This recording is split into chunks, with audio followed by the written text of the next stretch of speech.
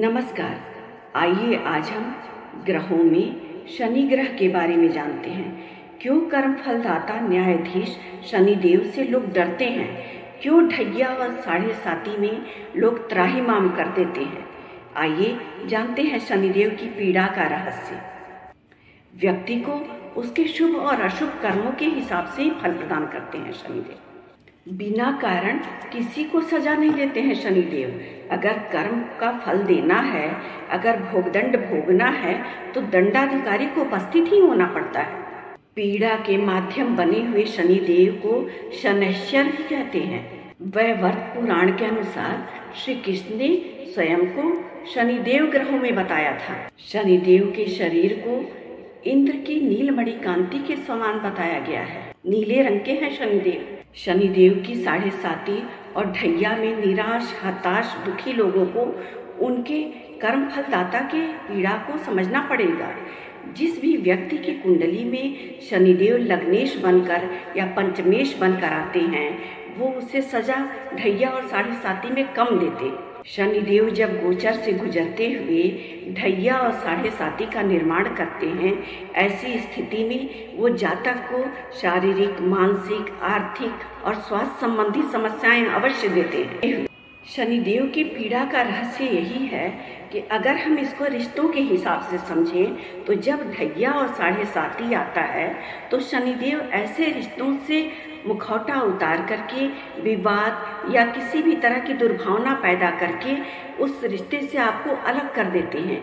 वो ये बताना चाहते हैं कि जो आप रिश्ता है उसके साथ आप इतना समय व्यतीत कर रहे हैं, लेकिन उसमें कहीं भी त्याग, मोह, माया, दया, करुणा या आपके लिए सद्भावना नहीं है।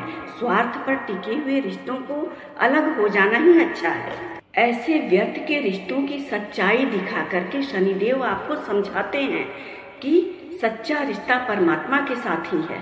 अब अगर हम शनि की ढैया और साढ़े साती में आर्थिक नुकसान के बारे में समझें गहराई से, तो रिजल्ट ये आएगा कि हमने पिछले कई जन्मों में और इस जन्म में किसी का हक छीनकर, किसी का शोषण करके, किसी को ठग करके जो भी धन एकत्रित किया है उसका हानि कर देते हैं शनिदेव। मतलब जो आपकी मेहनत का धन है वही आपके पास रह जाता है। बाकी का अनावश्यक धन अनावश्यक कार्यों में खत्म करके शनिदेव बता देते हैं कि ये धन तुम्हारे लिए सुपाच्य नहीं था। पिछले कई जन्मों का हिसाब किताब करते हैं शनिदेव अपनी ढैया और साढ़े साती में। मनुष्य ऐसा चतुर प्राणी है कि जब तक वो अपनी परेशानियों से त्राहिमाम नहीं कर देता तब तक वो गलत को गलत और सही को सही करने की ताकत नहीं रखता है। तो शनिदेव अपनी साढ़े साती और ढैया में इतना उठापटक मचा देते हैं व्यक्ति के जीवन में कि वो स्वयं से पूछने लगता है कि मैं ऐसा कौन सा कर्म किया हूँ कि मैं इतना भोगदंड भोग रहा हूँ। शनि की ढैया और साढ़े साती में ही व्यक्ति के अंदर जब सवाल खड़े होते हैं तभी वो आध्यात्म मार्ग की तरफ मुड़ता है। कर्म, ज्ञान और भक्ति ये तीनों ही मनुष्य के जीवन को पूर्णता प्रदान करते हैं। ढैया और साढ़े साती के दौरान शनिदेव कर्म फलदाता अपने न्याय से राजा को रंक और रंक को राजा बना सकते हैं। इससे वो हमें ये सिखाते हैं कि अहंकार को छोड़ दो, हर सम और विषम परिस्थिति में बैलेंस बनाकर के जीवन में चलना बहुत जरूरी है। मन, कर्म, वचन से किसी को दुखी करना, किसी को तकलीफ देना, पीड़ा देना, उसका हक छीनना, तो इंतजार करिए, शनिदेव ढैया और साढ़े साती के दौरान जरूर कर्मों का हिसाब करेंगे। इसलिए बुरा कर्म करने से पहले 100 बार सोचना चाहिए कि जब मेरी बारी आएगी या यही चीज़ मेरे पर घटित होगा तब कैसा होगा।